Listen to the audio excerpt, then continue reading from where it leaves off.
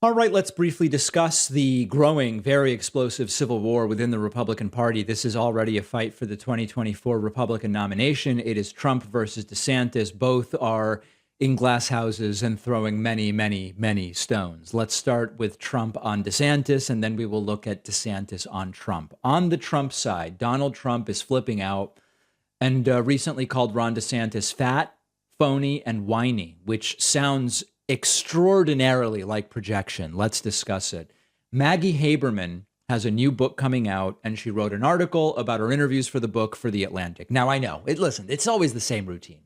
All of these folks, they have all the good stuff, and they hold it for their books in order to sell books. It's what it is. Doesn't mean that any of it is untrue. They all do it, and Bolton did it. They all did it. We talk about it. Is it immoral to some degree? Yeah, maybe. I mean, here, these are not claims about with national security implications, but we all know that they do this. In the article in The Atlantic, 3 Conversations with Donald Trump, there is a section about Ron DeSantis.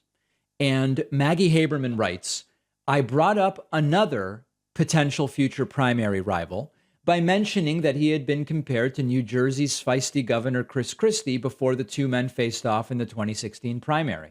Trump replied, I was compared to him? Why? I didn't know I had that big of a weight problem. A small smirk followed. Then he's an opportunist. I heard that Trump was describing Florida Governor Ron DeSantis in similar terms, calling him fat, phony, and whiny, while claiming credit for making his candidacy in 2018. What is with Trump and calling everyone fat?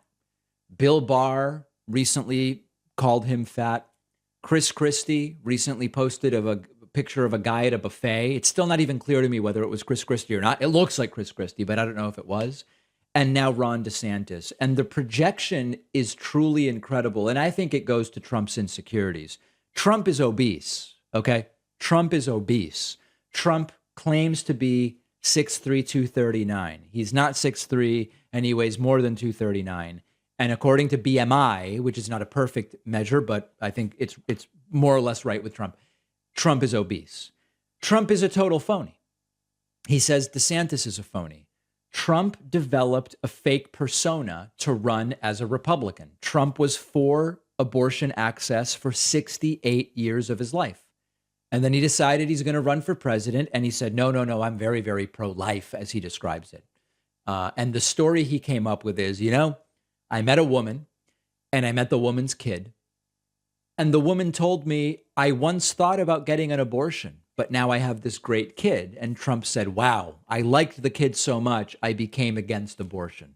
Come on, guys. Trump's claims to be religious. He's a complete and total phony, which he accuses Ron DeSantis of being.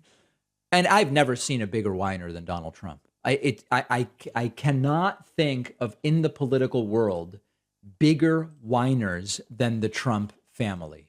We're the most poorly treated people ever. I was the best president and everyone says mean things. They're all going after me. They're mean, all this different stuff.